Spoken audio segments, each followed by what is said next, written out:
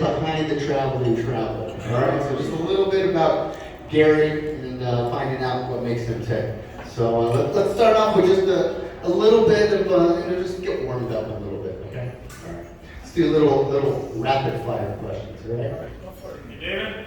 Yeah. Don't we normally interview the old guys that get ready to go next year, too?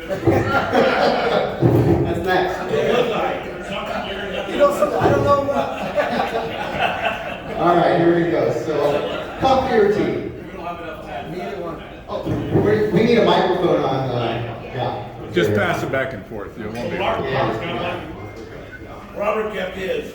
Robert wants it. I didn't know you were doing that. All right, here we go. All right, so, Carrie, coffee or tea? Neither one. Beer or wine? Beer. Beach or mountains? Beach. Okay. Sunset or sunrise? I like to go. Both, okay. Favorite vacation destination? Ooh, I would say between Australia and South Africa. Really? One word your family would use to describe you. No. He's nonstop. And what is one item that you cannot leave the house with? You cannot. Cannot leave the house with. There we go. I don't know, my phone, my wallet.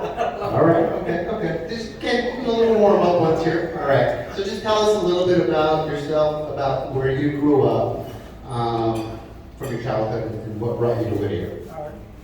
So I was born and raised in Southgate, California. I'm one of a family of 7, 2 sisters, 3 sisters, and a brother. And my parents both had factory jobs in Southgate. My dad worked for Jersey Steel, my mom worked for General Motors. And they put 5 kids through private school. I don't know how they did it. Wow. St. Helens, St. Pius, and Downey. I was actually St. Helens with that guy back there, unfortunately. We know each other. Yeah, I didn't find her afterwards. He's never admitted that before. But, and I've been actually in Whittier for about 26 years. I lived here in Whittier Hills for about 20 years. I have a daughter who will be 20 this month. Oh, really? Yes. And, yeah, yep. And Turn your phone off. Is that your only child? You have a daughter and I don't want to be a Debbie Downer, but okay. I do have a son. He's just not here. Okay. Oh, I'm sorry to hear that. Okay. All right. So tell us so your parents, you grew up in Southgate. Yep. Tell us who has been your greatest influence in your life, maybe from your family or maybe a mentor that you've had growing up. I do gotta say my parents, even though, first of all, I'm like 3rd generation. My parents were born here, my grandparents were born here. And I would say probably my parents. I mean, because, they did tell us a lot. We loved you and everything, but they did a lot of things by showing us. My mom and dad worked very hard. And I think that one thing that they instilled on us was that is working hard to get you through life, everything. Hard work to get you through everything. I wasn't the best student at school, but I was always one of the best that tried to excel as much as possible. Are your parents still alive, Gary? My dad's still alive. My dad's 88. My dad was in the airborne division, and just like said in there. And my mom passed away about 3 years ago. Right. And that you said you worked for a steel company, and she worked for GM? No, my dad used to work for Jersey Steel in Southgate, Linwood. My mom used to work for General Motors and then Firestone, and then she also worked for a place called WHLC that did hand locks, that did your knobs and stuff for the houses, doors, WHLC. So working for the steel company, it was probably out early, out all day. My dad would work till morning till night. My dad would operate the crane, and when I was small, me and my mom would go get lunch. You could hear anything. It was just so loud. The place is actually still there. It's off of Alameda and Abbott, I think. It's still there still. So were they producing still for all the construction that was in the Downey area, or just in general, probably? Yeah. Just everywhere? Okay. Let's see everywhere, yeah. All right. So, your closest friends, how do you think they would describe you in say maybe a couple of words, 3 words or less or something like that? Your closest friends. Well, we always get around with our friends and we say that, you know, you can tell us anything, you can tell us you did something, we'll tell you to get a head start. You know, you tell you killed somebody, not that I'm going to, but, you know, we'll tell you to get a head start. So, I mean, I got a lot, I'm very fortunate, I have a lot of friends that I consider family and brothers. So I'm very fortunate, and amongst you guys too, of course. So long-time friendships from high school or middle school? From or high even school, from before? grade school, I also used, a lot of friends that, I used to work at All-American Home Center in Downey. You guys remember All-American Home Center? Yeah. Right now? I probably met about half of my core friends at All-American Home Center. I used to work in the warehouse. I used to drive a forklift, and I was 18 years old, and the things that I was doing back then, they were never allowed today. Never allowed today. I hear that. Okay, so what accomplishment are you most proud of that has nothing to do with your work? I would say the proudest thing I have is raising my daughter to be the beautiful person that she is. She's very independent. Just till about a couple months ago, she had 2 jobs, which I don't know why. She works at the original pancake house. She goes to school at Fullerton. She has a big group of friends that they treat her like a sister. And I know their parents all very well. And so I would say actually my daughter. That's a great accomplishment right there. She's a Titan, another Titan. Yes. Okay, so tell us a little bit about some of the interests that you have. That's outside of Lions Club and Gary that we know as the traveling traveler. What are some of your interests that you have? So I'll tell you guys a little something. Before I got into the travel business, I've always been in sales, but what I really was passionate about ever since I was a kid, I used to watch all these Nation Problems with my dad, you know, Beach of Omaha, Wild Kingdom, all these shows. So I wanted to become a forest ranger or actually work for the Department of Fish and Game, but it wasn't until I found out all the schooling included what little pay I decided to choose a different route. I've actually wanted to become a forest ranger myself. It seems like a pretty cool job. Yes. I love the outdoors. Absolutely. So how do you spend your weekends? Mostly. You know, I try to enjoy life as much as possible. We all know, you know, life is a gift, and as I get older, I'm attending more services and doing more things. But I try to get out, jump in the car, and go somewhere. I do a lot of day trips. I mean, I was kidding last week when Frank was busting my chops about, hey, I heard you went here and there, and you know, I do a lot of that stuff. You know, I do a lot of day trips. You know, take off and check out Southern California. We arguably live in one of the most beautiful places in the country right here. It is. Be in the mountains one in the morning, and the evening you could be at the beach, so there's a lot to explore. Done that before, yeah. All right. So what's one hobby or maybe like a skill that you've always wanted to learn? Wow, it'd be two things. Actually, I would love to be a bartender or a singer.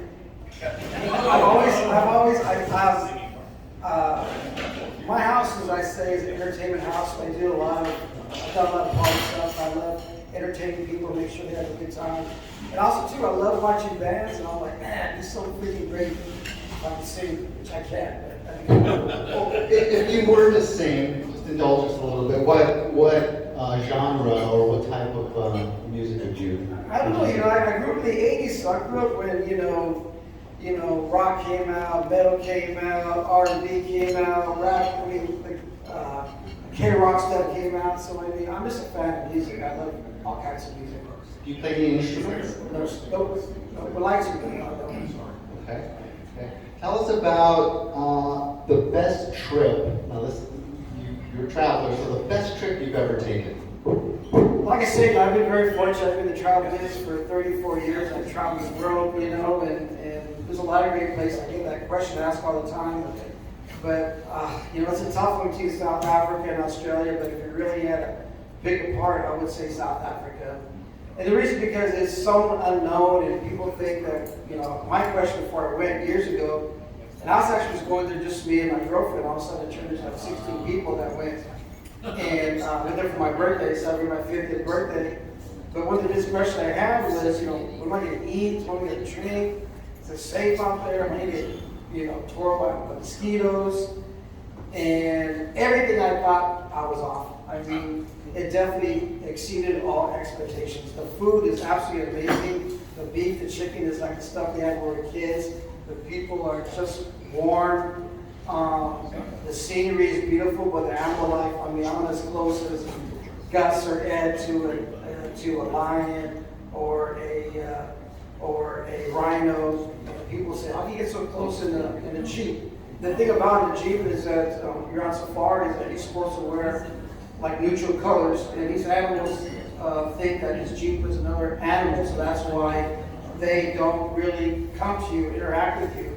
But one thing is that you're not supposed to wear like loud colors. You're not supposed to stand up. You're not supposed to talk, and then you get their attention. And that's when you show up on YouTube or on Instagram. That's how they show up that way. But yeah, South Africa definitely, because since I was a kid, I dreamt about going there, and so when I went there, it was like, wow, I feel like I've been there 1,000 times, which I haven't.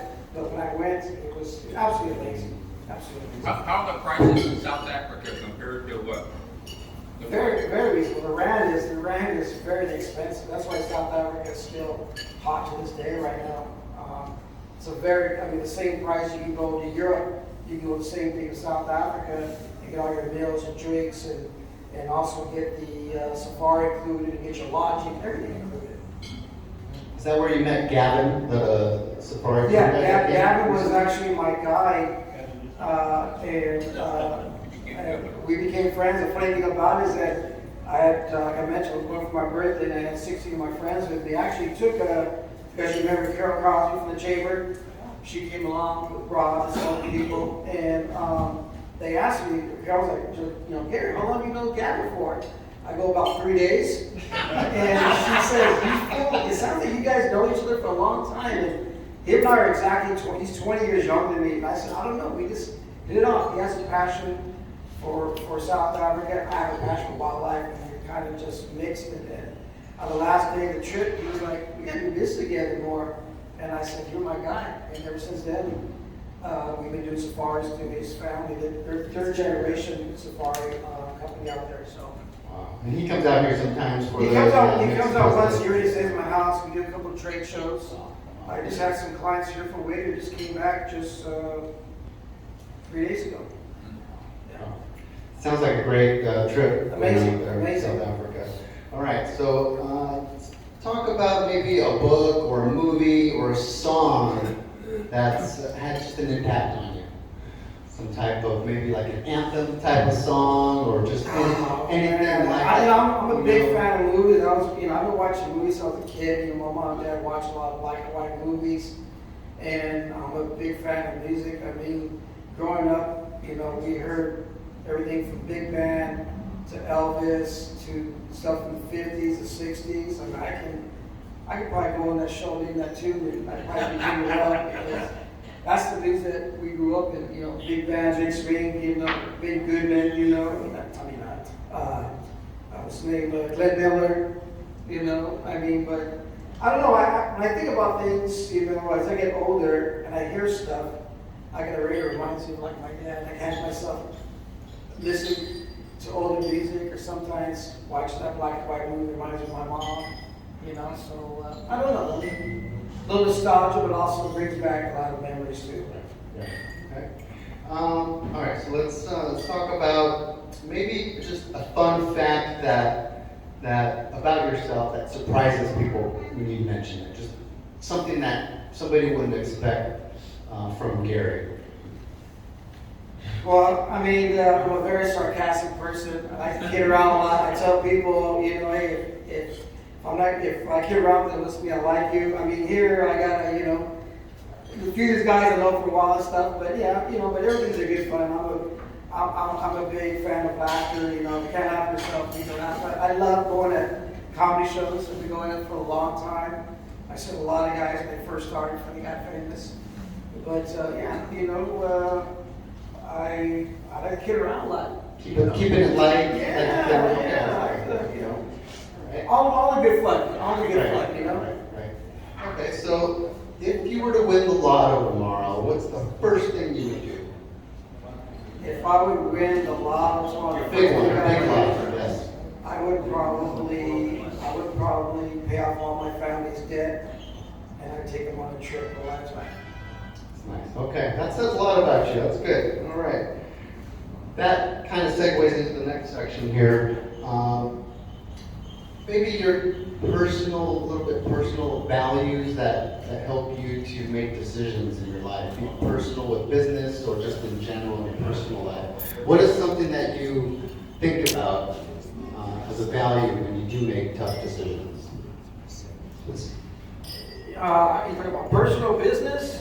It's just in general. You know what? I guess I'll talk to you a little business. I've been very fortunate. My first job I ever had was at JCPenney's. I've always been in sales. I've had a lot of good bosses, a lot of bosses that were a-holes. And I tell myself, if I was ever in the position of my own business, I wouldn't be like that person.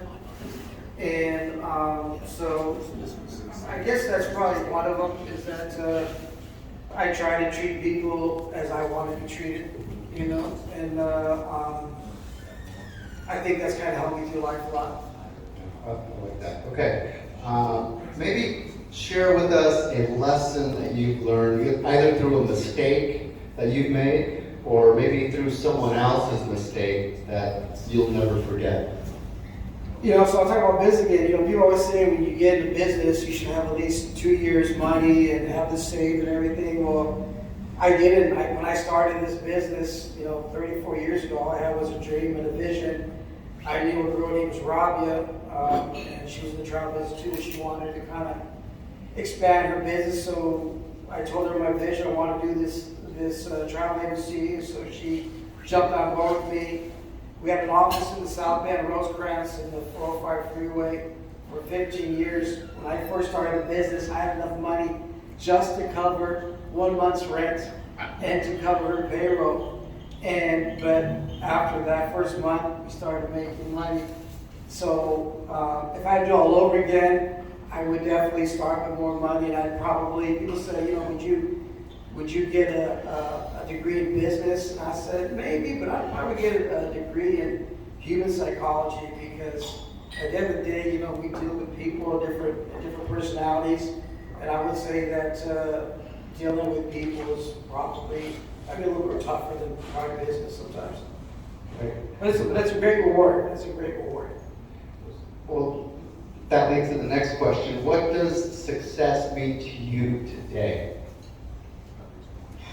Success means that I get to come here, come here for lunchtime. I mentioned my daughter. I'm not exaggerating, I can probably say one hand of all the things I missed for her growing up. It's going to be Girl Scouts or school events or volleyball, riding my own check out for myself for 34 years. It's kind of a cool thing, But to be in charge of my own destiny is probably one of the best things I have to say. I might not be a millionaire, but I'm very rich in a lot of other things. Okay. What is a quality that you maybe admire in most other people around you, or just people that you meet? A quality that you admire in other people? I think I'm pretty giving, but I do admire guys or gals that give their time when any questions asked. There's a lot of guys here in this room. I don't want to mention the names, but there's a lot of guys in this room that give their time willingly, and I definitely admire that. And I do recognize those guys, and I do tell them every so often that it is appreciated. So let's move over to another section here, a little bit about community service and the club specifically. What inspired you to become a Lion, and who was your sponsor? When I first came to Whittier, moved my office here in Whittier, I don't know, was it 18 years ago or more? I joined the chamber, and I don't remember I don't remember who it was. It was Gus, or Was you Dr. Ruth? I don't remember who, I think we fought for it, man. who was my sponsor. But I actually just came in, I think back in the day, you guys were meeting at the Red Cross building, I think, Red Cross, uptown Whittier. And I went there and I was like, this is pretty cool. I like it, you know, and I became a member. This is kind of took a little hiatus off. This is my second go around, but yes, I mean, I've always, throughout the years said, you know, what a great job that you guys do, that we do for the community. And I'm constantly, you know, bragging about you guys. Well, previously when you were with the club, or even now, which one of the projects or maybe committees are most meaningful or important to you? I mean, they're all pretty meaningful, but I remember back in the day, we'd have things come around, we put the vest on, and go up and uptown Whittier, and we asked for donations. I thought it was kind of cool, you know? It was always a spur of the moment thing and a spontaneous thing, and we always got a great turnout for that. And it kind of showed really that people are willing to give away some monies for a good cause. I remember doing that up in Uptown. What's one community need that you wish more people would pay attention to? Not just club members, but just people in general. I don't want to get too political about this, but you know, we are one of the richest countries in the world, and there should never be a veteran, a person homeless. I mean, it's you know, all the money that goes in and goes out, and we should never have that here in this country. I've been around the world, you know, third world countries, and I don't see that, but I come here home and I see it, and that's just something that I don't understand, and how it's still allowed to this day, all the millions of dollars that goes out, and we still allow that, especially to our veterans, because once they join the services, this is my opinion, they should be taken care of for life, regardless of what the circumstances. That's just my opinion. That's a great one. That's a great one.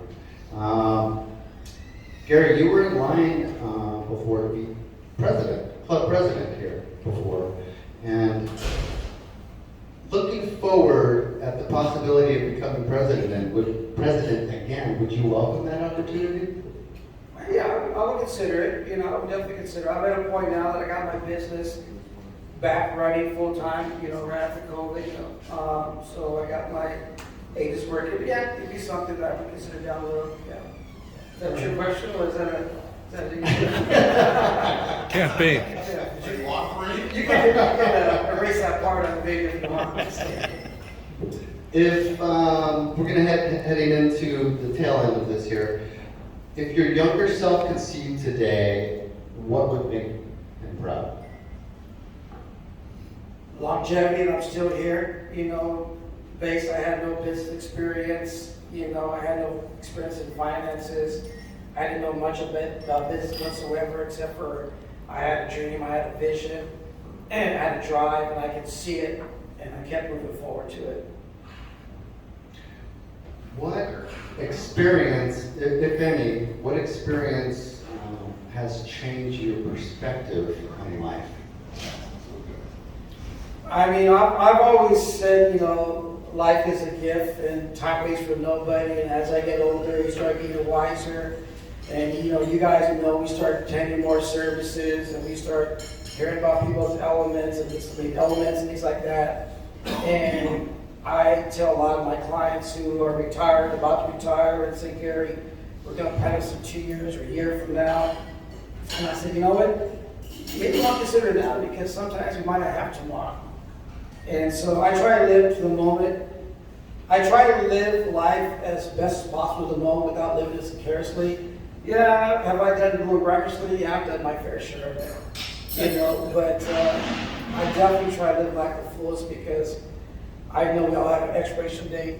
And, you know, I'm just trying to make an impact on other people right now. All right. Let's move into the final question here. It's regarding community. What motivates you to continue serving the community? You know, I've been very fortunate, in especially this community in Whittier. I mean, they embraced me since I came here with the chamber and you guys. And so, you know, I've always learned, my mom told me, you know, you can't always take and not give back. So, being part of the Lions Club and the chamber and giving back has definitely been a fulfillment, and I'm proud to do that. That's great. Well, Gary, I want to thank you very much for letting me interview you and ask you all these questions and helping the club to get to know you a little bit better. This is a side of people that we don't normally see. I know we see them all the time, serving the community here in the club, having a good time, but these moments like these are, what gets us a little bit closer together. So thank you very much, and let's give them a round of applause. Everyone, travel.